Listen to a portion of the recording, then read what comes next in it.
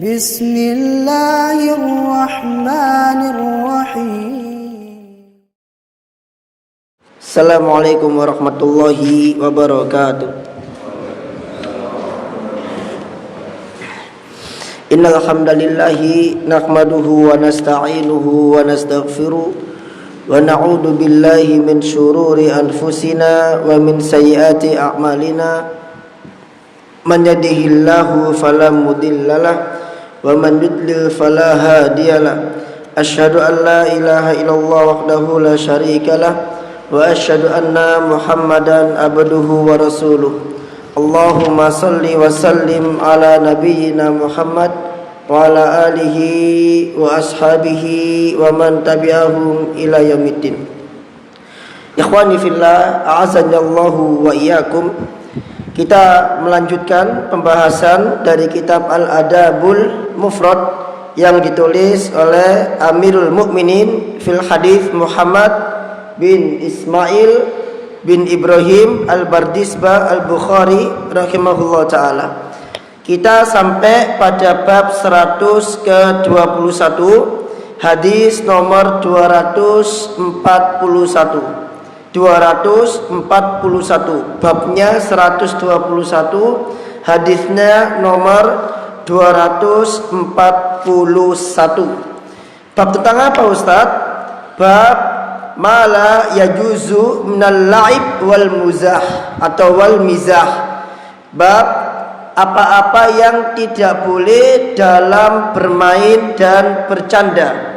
Berarti ada bermain yang dibolehkan, ada bercanda yang dibolehkan.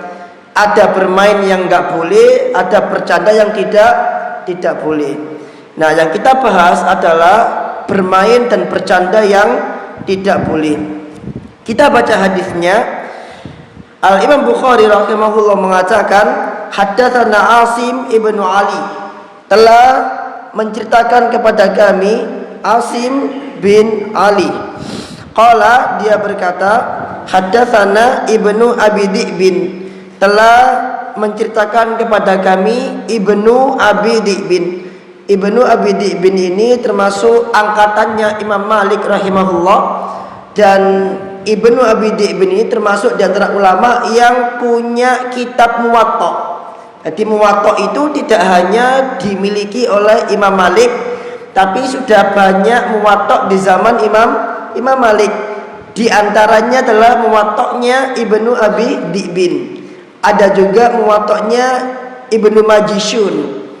Adapun kitab Al-Muwatta'nya Imam Malik itu adalah kitab Muwatta' di akhir-akhir. Jadi Muwatta' yang awal-awal itu adalah kitab Muwatta'nya Ibnu Abi Dhi'bin. Tapi kenapa kok dinamakan Al-Muwatta'? Dinamakan Muwatta' karena kitab tersebut disodorkan oleh Imam Malik kepada 70 orang ulama ahli Madinah di zaman itu, dan semuanya sepakat tentang hadis yang ada di kitab Muwatta', maka dinamakanlah kitab tersebut dengan kitab Muwatta'. Kemudian an Abdullah ibn Sa'ib, dari Abdullah bin Sa'ib, an abihi, dari bapaknya Abdullah bin Sa'ib, namanya adalah Sa'ib bin Yazid.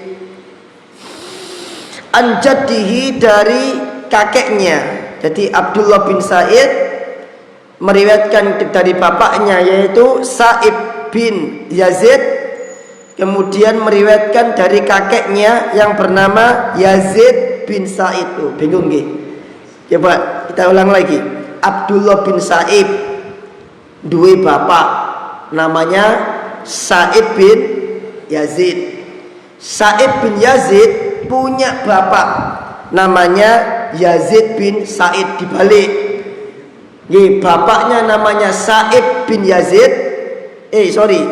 Sa'id bin Yazid, mbahnya namanya Yazid bin Sa'id.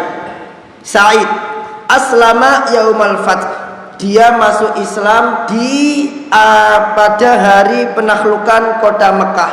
Berarti di akhir-akhir hidup Nabi alaihi wassalam. Nah, pelajaran besar di sini adalah bahwasanya para sahabat itu meskipun mereka masuk Islam di akhir-akhir hidup Nabi alaihi salatu wasallam, hal itu tidak menghalangi mereka untuk belajar kepada Nabi alaihi salatu wasallam.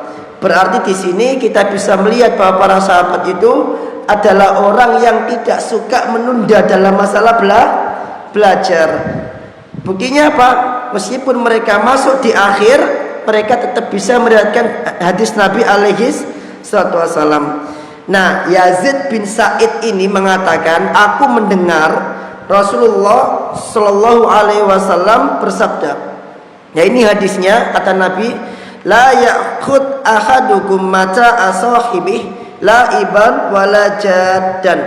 Janganlah salah seorang di antara kalian mengambil mata asahibih, barang berharga milik saudaranya, barang berharga milik sahabatnya. Apa saja? Ya terserah. Pokoknya barang-barang milik dia, tidak hanya yang berharga, yang nggak berharga pun, kalau itu adalah milik sahabatnya, maka tidak boleh diambil.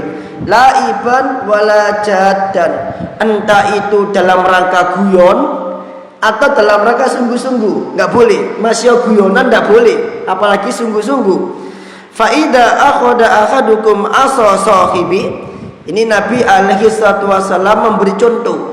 Maka apabila salah seorang di antara kalian mengambil tongkat sahabatnya, falyaruddaha ilaihi, hendaklah dia mengembalikan tongkat tersebut kepadanya. Nah, di sini termasuk di antara guyonan yang dilarang adalah menyembunyikan barang temannya meskipun guyonan. Demikian juga dengan ngeprank, itu tidak boleh. Ini hadisnya, Nabi mengatakan janganlah salah seorang di antara kalian mengambil barang berharga milik sahabatnya, baik itu dalam rangka guyon maupun apalagi sungguh-sungguh. Nah, kita baca syarat dari hadis ini. Kapan dinamakan sungguh-sungguh? Maksudnya sungguh-sungguh itu bagaimana? Al-Khattabi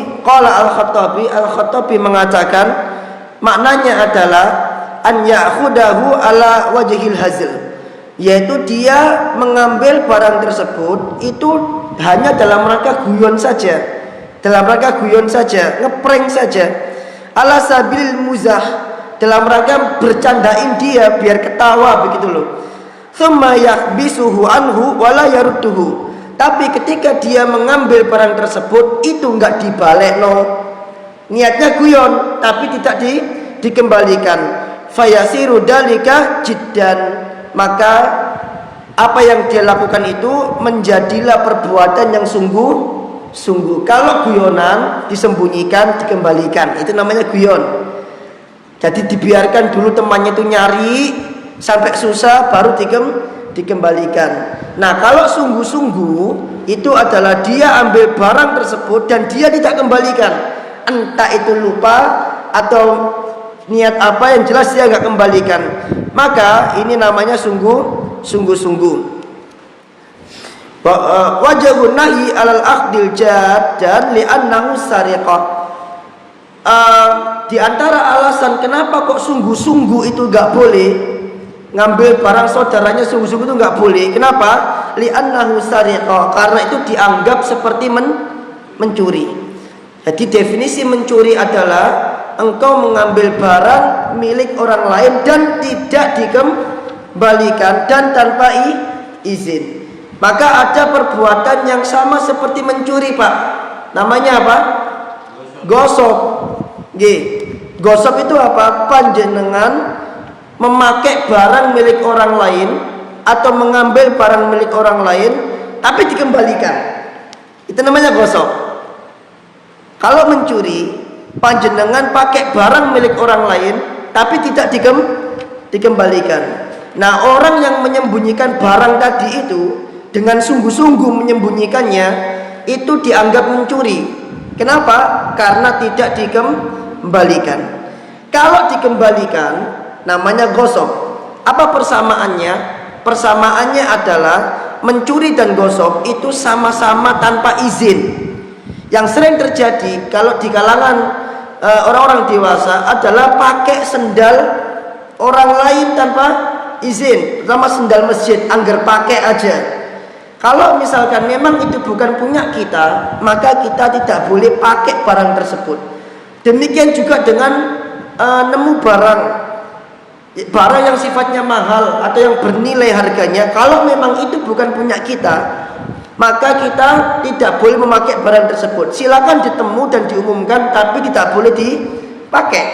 Kalau dipakai namanya gosok. Sisi larangan dari menyembunyikan barang orang lain tadi dengan sungguh-sungguh adalah itu dianggap sebagai mencuri.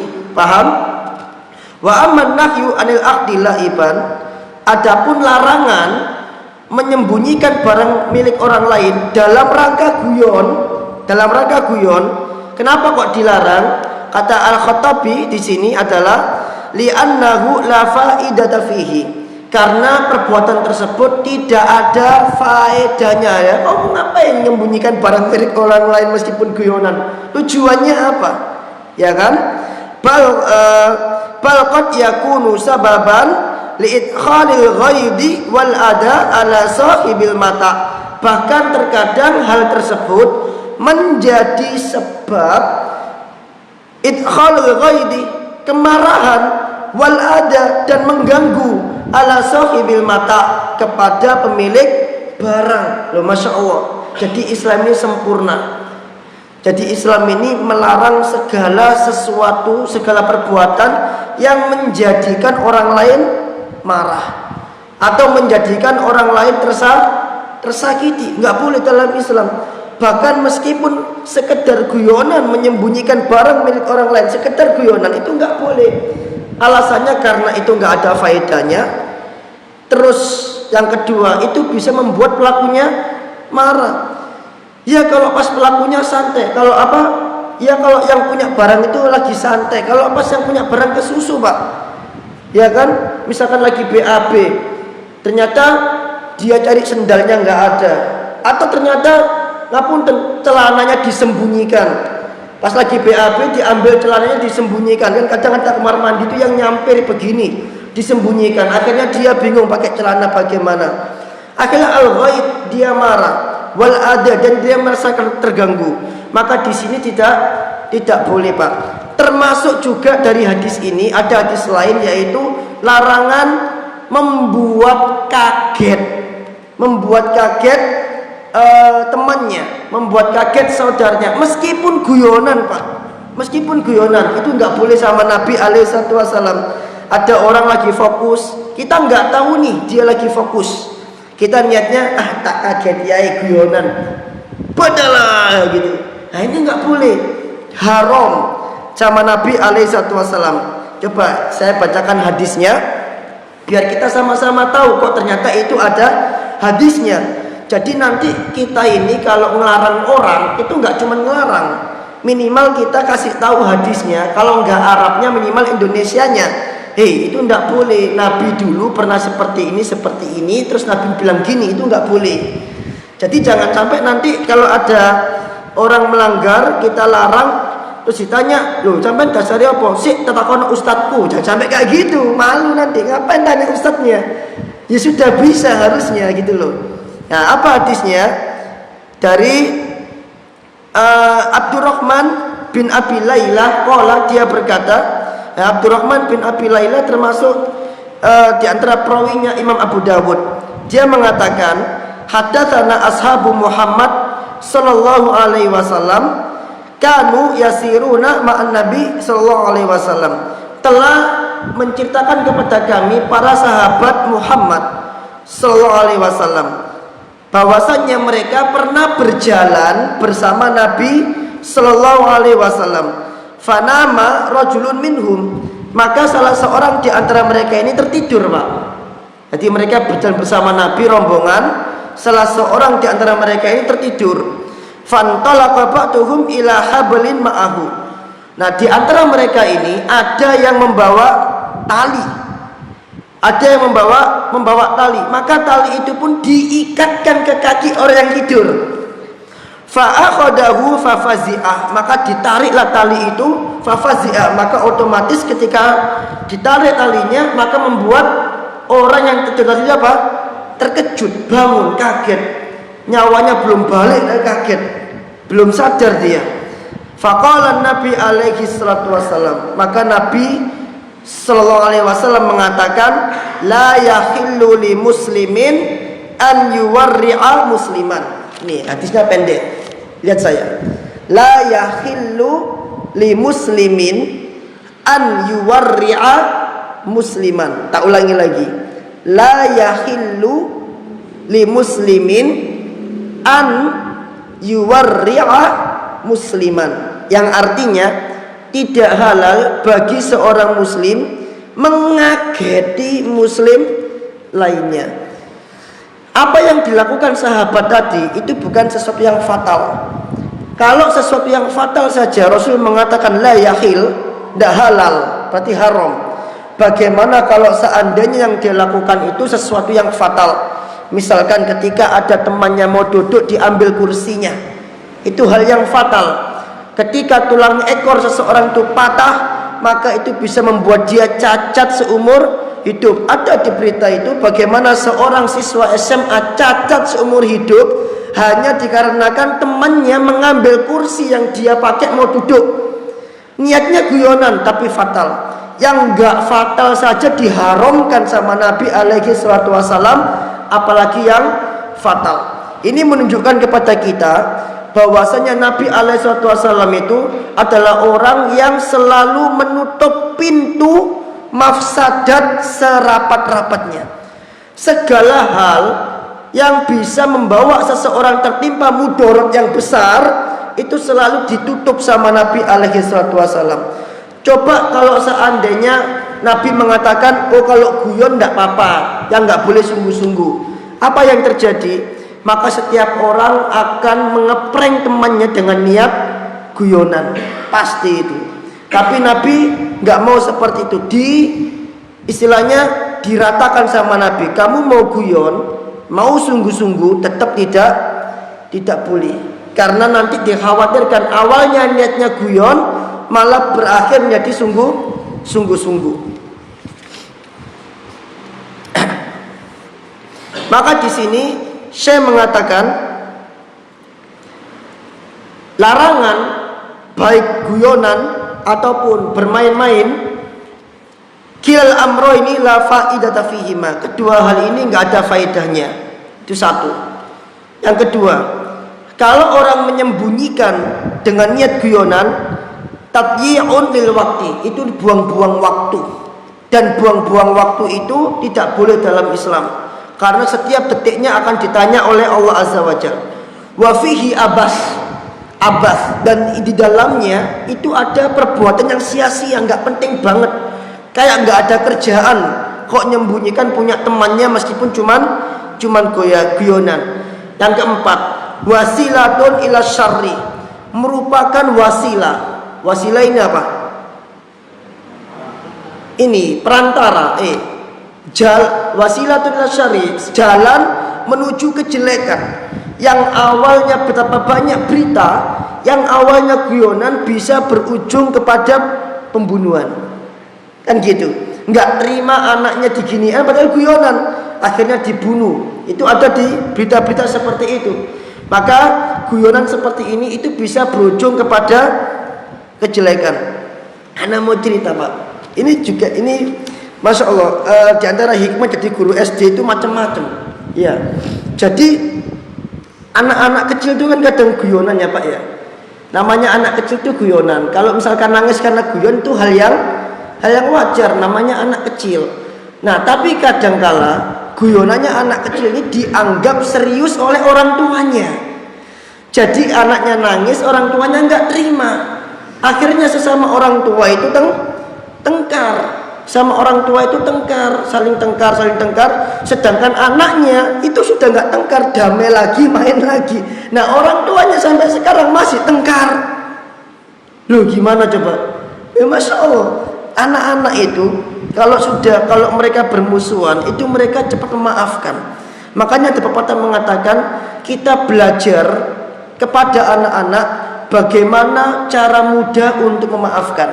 Anak-anak itu kalau dia bertengkar semenit, 2 menit, 5 menit kemudian mereka udah ngobrol main bareng. Nah kok qadarullah kadang diantara orang tua itu, nah ini pentingnya panjenengan untuk dewasa nanti Pak, ada di antara orang tua itu yang tidak terima dengan guyonan tadi yang membuat anaknya nangis. Jadi diambil pecinya, namanya guyon, diambil pecinya terus anaknya nangis, ya dia nggak terima gitu loh, dia nggak terima. Akhirnya dua orang ini, orang tua ini, dua bapak ini tengkar Pak, sampai sekarang nggak nyapa, sampai sekarang. Anak udah nyoba mendamaikan tapi sekarang nggak nyapa. Dulu sebelum kejadian ini mereka salaman, salam, ngobrol bareng. Sekarang sudah nggak nyapa sama sekali. Lihat bagaimana guyonan seperti ini tuh wasilatun ila syarr, menjadi wasilah untuk menuju kejelekan, bahkan sampai segitunya loh. Padahal ini cuma anak-anak, apalagi kalau orang dewasa atau remaja malah seperti apa? Gitu nggih. Anak-anak saja sudah seperti itu gitu loh. Nah kemudian yang kelima, guyonan seperti ini nggak boleh. Kenapa? Karena bisa menyebabkan hadmil ukhuwatil imaniyah, runtuhnya persaudaraan saudara seiman. Ya kayak tadi itu contohnya, anaknya guyonan, bapaknya nggak terima, akhirnya ngelabrak bapaknya yang guyonan tadi itu, sampai sekarang nggak nyapa. Padahal dua orang ini sahabat baik, sahabat baik. Dia bisa pecah hanya karena guyonan yang seperti ini. Itu pun dilakukan oleh anak-anak yang seharusnya kita beri udur. Namanya anak-anak, kita guru setiap hari menghadapi masalah seperti itu. Ada anak seperti itu kita bawa santai, nggak perlu terlalu serius anak-anak. Seandainya terjadi pembulian ya kita nasihati, karena kadang anak-anak itu melakukan sesuatu atas dasar tanpa mereka tahu kalau itu salah. Kadang mereka itu nggak tahu kalau itu salah, namanya anak-anak, karena mereka belum tamyiz dan belum sampai ilmu kepada mereka. Jadi guru ini biasa saja menanggapinya. Salah tetap dihukum, salah tetap dinasihati, tapi tidak sampai berlebih-lebihan. Nah, qadarullah orang tuanya ini malah menanggapinya secara berlebihan, akhirnya pecah ukhuwah Islamiyah gara-gara guyonan yang seperti ini. Kemudian yang kelima ya, keberapa? Yang keenam, kata Syekh, anaka idza akhadta mata asahibika, engkau kalau mengambil barang milik sahabatmu jadan sungguh-sungguh, harum alaika dalik, itu diharamkan untukmu, diharamkan hal itu atasmu. Fala yakhillu malum ri'in muslimin illa bidibin min nafsi, maka enggak boleh seseorang itu mengambil harta milik orang lain kecuali atas dasar keridhaan si yang punya harta. Wa in kunta hazilan mazihan, kalau misalkan engkau ambil harta tersebut dalam rangka guyon, fala yajuzu laka anturawi'ahu bi faqdi syai'in min mali, maka tetap aja nggak boleh, engkau nggak boleh membuat dia kaget dengan menghilangkan sesuatu dari hartanya. Orang kalau kita nyimpen duit di tas, ada teman kita yang ngambil dengan niat guyonan, kita mau jajan, kita buka itu tas, kita kehilangan uang, kita kaget, di duitku kasihan. Kalau engkau guyonan, tetap engkau nggak boleh, karena engkau tidak boleh membuat kaget orang lain. Kalaupun sungguh-sungguh, tetap engkau nggak boleh, gitu loh. Nah, kemudian yang terakhir dari pelajaran hadis ini adalah kalau orang melakukan tersebut, maka dia berbuat dolim. Dolim terhadap saudara muslim itu ada 3 macam. Apa aja Pak? Sudah selesai kita bahas. Dolim terhadap saudara muslim itu bentuknya ada 3. Yang pertama,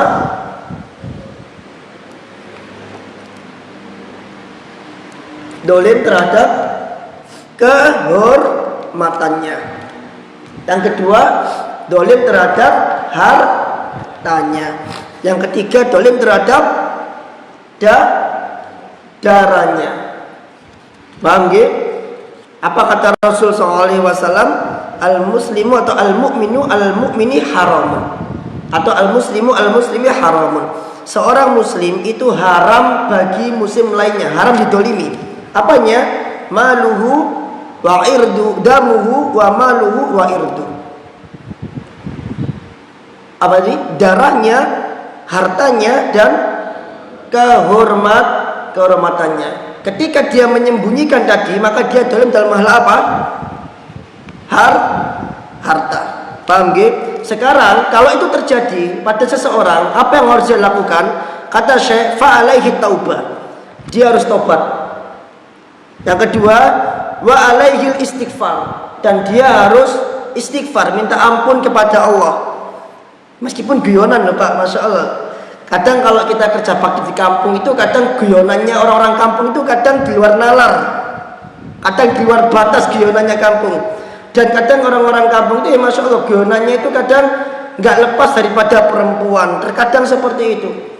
Teman-teman saya dulu di olahraga itu kalau guyon sama kita itu nggak lepas dari yang namanya ngapunten, seks. Anak-anak muda itu di zaman saya dulu, di lingkungan saya dulu itu nggak lepas dari itu. Nah termasuk juga kalau istilah kita jokesnya bapak-bapak itu kadang nggak lepas dari yang namanya wanita. Kadang guyonannya itu berlebihan, makanya perlu istighfar.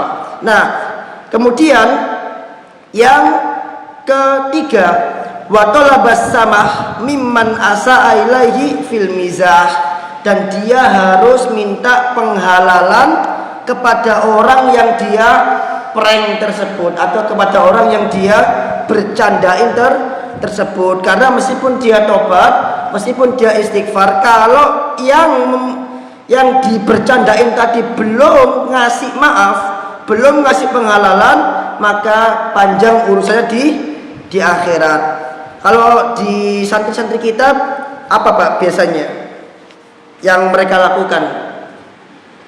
Sepatu Pak, sepatu santri itu sering hilang. Ternyata saya lihat sendiri ada anak itu temannya masuk kamar mandi, diambil sepatunya, seret, dimasukin sampah. Niatnya guyon, nyembunyiin, tapi itulah anak-anak. Nah ini tidak boleh. Kadang sepatu ketemu di kelas yang lain, kadang itu sepatu sering hilang Pak. Kadang dipakai oleh anak lain. Bahkan Ustaz Wahyudi itu pernah kehilangan sendal, mau pulang nyeker Pak, dipakai sendalnya sama muridnya di jembatan sana. Pas balik, sendalnya Ustaz Wahyudi ini yang dipakai ini beliau pulang nyeker. Wah gawat nih, besok aku minta maaf tuh, masa sendalnya guru dipakai sampai gurunya pulang nyeker. Itulah anak-anak itu, kalau sendal itu sehati-hati. Masya Allah tuh.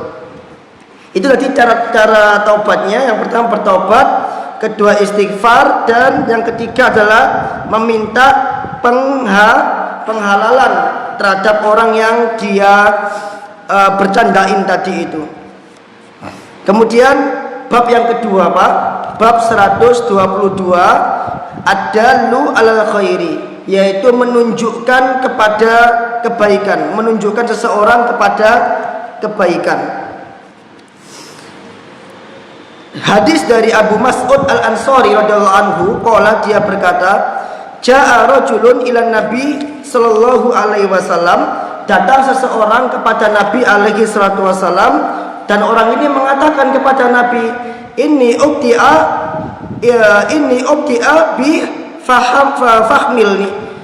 Ya Rasulullah, aku tidak sanggup lagi melanjutkan perjalanan. Fahmilni, maka boncenglah aku. Qala la ajidu, aku enggak bisa memboncengmu, kata Rasul SAW. Walakin i'ti fulanan fala'allahu yahmiluhu, akan tetapi datanglah engkau kepada fulan, semoga dia bisa memboncengmu. Afwan, ini orang ini datang kepada sahabat lain ngadu kalau dia sudah tidak bisa melanjutkan perjalanan, mungkin capek. Maka dia minta kepada sahabatnya ini untuk membonceng. Ternyata sahabat yang diminta ini ternyata dia tidak bisa membonceng, tapi dia ngasih tahu, coba kamu ke fulan, barangkali fulan itu bisa bonceng kamu. Fa'atahu fakamalahu, maka orang ini pun datang kepada si fulan, dan ternyata akhirnya dibonceng oleh si fulan. Fa'atan Nabiyya sallallahu alaihi wasallam fa akhbarahu, maka orang ini pun datang kepada Nabi dan menceritakan kisahnya tadi. Maka kata Rasul sallallahu alaihi wasallam, man dalla ala khairin falahu mithlu ajri fa'ilihi. Barang siapa yang menunjukkan kebaikan kepada seseorang, maka dia mendapatkan pahala seperti orang yang melakukan kebaikan tersebut. Barang siapa yang menunjukkan kebaikan kepada seseorang, maka dia mendapatkan pahala seperti orang tersebut. Meskipun dia nggak melakukan, tapi dia menunjukkan orang lain kebaikan. Yang ngelakuin kebaikan siapa berarti? Orang lain tersebut. Maka yang menunjukkan ini dia mendapatkan pahala persis seperti pahala orang yang melakukan. Maka kita harus hati-hati kalau kita menunjukkan kejelekan kepada orang lain, atau kita tidak berniat menunjukkan kejelekan orang lain, tapi orang lain melihat kita dan niru kita, maka secara nggak langsung kita mendapatkan dosa sama dengan dosa orang yang melakukan. Apalagi kalau orang tersebut mengajarkan kebid'ahan atau mengajarkan kesesatan, kemudian diikuti oleh banyak orang, sholawatan, joget-joget dan lain sebagainya, diikuti oleh banyak orang, maka dia mendapatkan dosa sama seperti dosa orang yang melakukan. Demikian juga orang yang mengajarkan hadis Nabi alaihissalam. Kita majelis ilmu begini, kemudian kita mendapatkan pelajaran hadis Nabi alaihissalam, maka orang yang melakukan tadi itu mendapatkan pahala yang sama dengan orang yang menunjukkan. Makanya hadis ini ada hadis lain. Ada hadis lain di mana Nabi mengatakan, man da'a ila hudan kana lahu minal ajri mithlu ujuri man tabi'ahu la yanqusu dalika min ujurihim syai'an. Barang siapa yang menunjukkan kepada petunjuk, berarti mengajak kepada petunjuk Al-Quran dan Sunnah dan kepada Tauhid, maka dia mendapatkan pahala semisal pahala orang yang melakukan tanpa mengurangi pahala dia sedikit pun. Maksudnya orang yang melakukan tadi itu dapat pahala sempurna, yang menunjukkan juga dapat pahala sempurna, tidak dikurangi oleh Allah. Kemudian Rasul mengatakan, wa man da'a ila dolalah, siapa yang menunjukkan kepada kesesatan, kebid'ahan, kesyirikan, mengajarkan yang sesat-sesat, kana lahu minal ithmi, maka dia akan mendapatkan dosa mithlu athami, semisal dosa-dosa man tabi'ahu, orang yang melakukan, la yanqusu dalika, dan itu tidak mengurangi min athamihim syai'an, dosa orang tersebut sedikit pun. Jadi orang yang melakukan tadi mendapatkan dosa yang sempurna, dan orang yang menunjukkan tadi mendapatkan dosa yang sempurna. Maka kata Syekh di sini, dan ini terakhir, yan bagi lil muslimi an ya'mala salihan wa an yaf'ala khairan. Maka wajib bagi seorang muslim itu melakukan amal soleh dan melakukan kebaikan. Fa in lam yastati, kalau dia tidak mampu melakukan kebaikan tersebut, falyakun sababan fil khairi, maka hendaklah dia menjadi sebab untuk orang lain bisa melakukan. Orang tua, para orang tua yang dia tidak bisa menghafal Quran, kemudian dia menyekolahkan anaknya ke sekolah untuk menghafal Quran, dia nggak bisa menghafal Quran, tapi dia menjadi sebab anaknya bisa menghafal Quran, maka orang tua ini dia mendapatkan pahala sempurna sebagaimana pahala anaknya ketika menghafal Quran. Maka setiap huruf yang dibaca oleh anaknya, maka secara nggak langsung mengalir ke bapak ibunya. Meskipun bapak ibunya lagi tidur, anaknya baca Quran, maka satu huruf yang dia baca itu mengalir kepada bapak ibunya, karena bapak ibunya menjadi sebab anaknya untuk bisa, meskipun bapak ibunya nggak bisa, tapi dia menjadi sebab. Makanya Rasul SAW mengatakan, sebaik-baik harta, sebaik-baik rizki seseorang itu adalah rizki yang diperoleh dengan cara dari tangannya sendiri, dari pekerjaan dia sendiri. Wal walad, dan anak itu min kasbikum, adalah hasil jeripayahmu. Maksudnya adalah apa yang dilakukan oleh anak kemudian mendapatkan kebaikan dari anak tersebut, itu adalah merupakan sebaik-baik kebaikan yang diperoleh oleh orang tua. Meskipun orang tuanya nggak bisa ngaji, maka ketika seseorang itu menjadi sebab kebaikan seseorang, maka dia mendapatkan pahala tersebut. Fa innal mutasabbib fil amali shalih lahu minal ajri mithlu ma yanalul fa'ilu minal ajri was thawab. Maka sesungguhnya orang yang menjadi sebab orang lain berbuat amal soleh, maka dia mendapatkan pahala sebagaimana pahala yang diperoleh oleh pelakunya. Duna an yanqusa min ajril fa'il syai'un kama bayyana Rasul sallallahu alaihi wasallam. Sebagaimana pahala tanpa mengurangi pahala orang yang melakukan, sebagaimana yang telah dijelaskan oleh Nabi alaihi salatu wasallam. Masya Allah, jadi Islam ini luar biasa kebaikannya. Kita udah bahas dulu banget bahwasanya kebaikan dalam Islam itu luas banget pintunya, sedangkan kejelekan dalam Islam itu Allah persempit. Tapi ternyata orang lebih memilih untuk berbuat jelek dibanding berbuat baik, padahal pintu kebaikan itu lebih luas dibanding pintu kejelekan. Buktinya apa? Buktinya kalau engkau nggak bisa melakukan kebaikan, bukan berarti engkau tidak mendapatkan bagian pahala. Engkau tetap bisa mendapatkan bagian pahala. Dengan cara apa?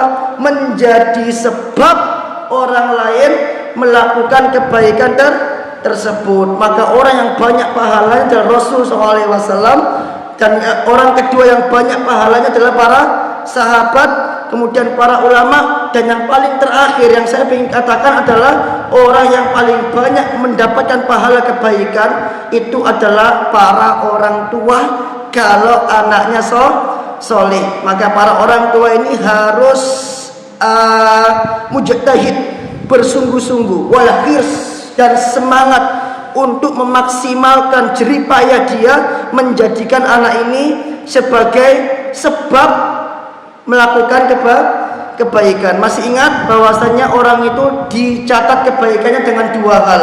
Yang pertama dengan kebaikan yang dia lakukan, yang kedua dengan bekas-bekas kebaikan yang dia tinggalkan. Allah berfirman dalam surat Yasin apa? Sanaktubu ma qaddamu wa atharahum. Kami akan tulis untuk dia itu ma qaddamu, apa yang telah mereka lakukan kami tulis. Kebaikannya kami tulis, kejelekannya kami tulis. Wa atharahum, dan juga bekas-bekas dari kebaikan tersebut. Maksudnya ketika dia sudah meninggal masih ada bekas-bekas, dan bekas yang paling baik adalah anaknya tersebut. Maka kita harus apa tadi? Sungguh-sungguh berusaha semaksimal mungkin bagaimana anak ini menjadi bekas-bekas kita ketika kita wafat. Barakallahu fikum. Sudah selesai, cukup dua hadis, panjang sekali penjelasannya karena memang di kitabnya panjang, jadi bukan saya melebar kemana-mana, memang di kitabnya timat panjang penjelasannya. Ada yang mau ditanyakan barangkali?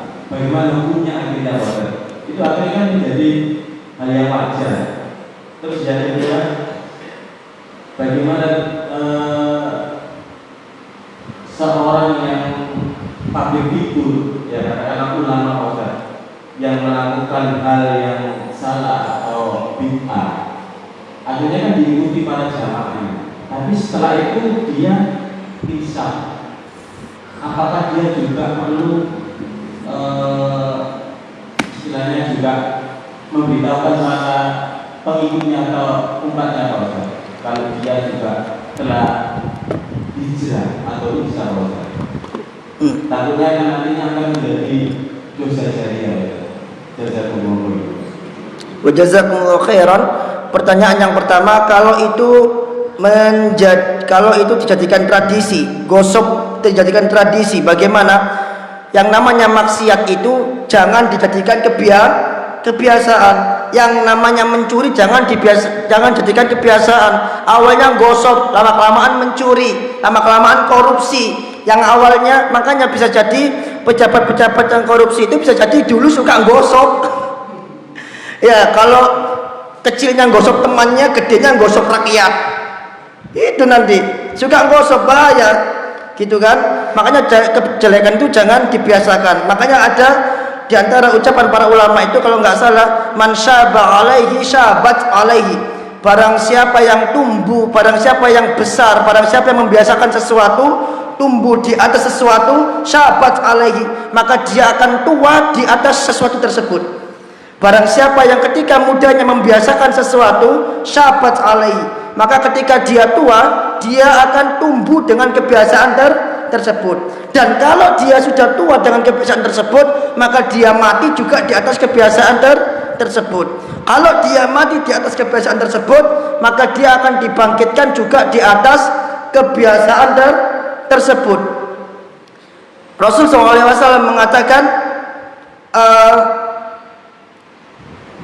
man mata alaihi, barang siapa yang man mata alaihi asya alaihi, man asya, barang siapa yang mati di atas sesuatu, maka dia akan dibangkitkan di atas sesuatu tersebut. Artinya ketika seseorang punya kebiasaan jelek, dikhawatirkan dia wafat dalam keadaan tersebut, dan dia dibangkitkan juga dalam keadaan tersebut. Sehingga maksiat itu jangan dibiasakan. Yang dibiasakan apa? Yang dibiasakan adalah kebaikan. Kalau pertanyaannya gosok itu dosa besar atau dosa kecil? Hah? Dosa besar apa dosa kecil?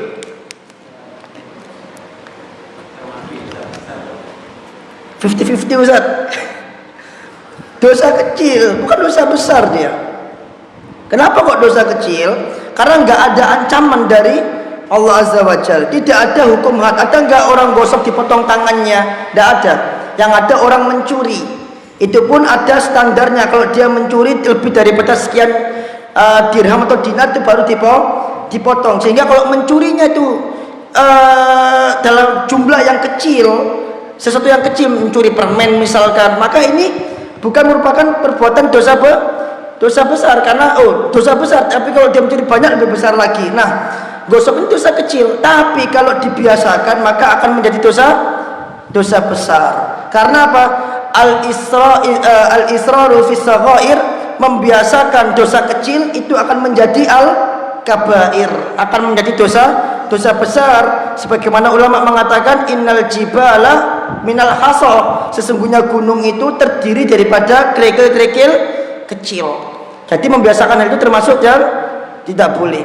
Dan kemudian yang kedua, kalau ada public figure, dia awalnya melakukan kesesatan atau melakukan suatu maksiat, kemudian dia insaf, apakah dia harus mengumumkannya? Iya, dia harus mengumumkan taubatnya. Kenapa? Karena dalam rangka dia berlepas diri dari perbuatan dia di masa lalu. Yang pertama. Yang kedua, dia berlepas diri kalau nanti di masa yang akan datang ada orang-orang yang mengikuti langkah-langkahnya, gitu kan? Seperti di antara saudara-saudara kita, semisal pemain band atau mungkin perempuan-perempuan yang tidak pakai jilbab, yang dulu pajang foto kemudian memperlihatkan auratnya, atau artis-artis yang sudah hijrah, gitu kan? Maka dikhawatirkan orang-orang nanti akan memakai fotonya, akan melihat dirinya tanpa memakai busana, you can see begitu. Maka kemudian ketika dia sekarang sudah pakai jilbab, dia sudah tobat, dia sudah mulai rajin belajar agama, maka dia harus bilang bahwasannya saya berlepas diri dari perbuatan saya di masa lalu, dan saya mengetahui bahwasannya perbuatan saya di masa lalu itu adalah perbuatan yang haram. Dalam rangka apa? Nanti kalau ada orang yang mengikuti dia, maka dia tidak kena dosanya. Kenapa gak kena dosanya? Karena dia sudah menyatakan berlepas diri dari hal tersebut. Karena tidak mungkin kita bisa menghilangkan hal tersebut 100%, nggak mungkin. Apalagi kalau misalkan public figure tersebut seorang artis yang punya hak tayang, namanya manajemen kan punya hak tayang. Tidak serta-merta artis itu bisa meminta manajemen untuk menghapus filmnya, nggak seperti itu. Maka film-film zaman dulu itu yang sekarang artisnya udah pakai jilbab, udah pada pakai cadar misalkan, maka filmnya zaman dulu kadang kembali tayang. Apakah ini artis dapat dosa jariah? Enggak, ketika dia sudah mengumumkan bahwa dia berlepas diri daripada perbuatan dia di masa lalu. Jadi ini penting. Baik, makanya Nabi Ibrahim alaihissalam dia berlepas diri daripada bapaknya.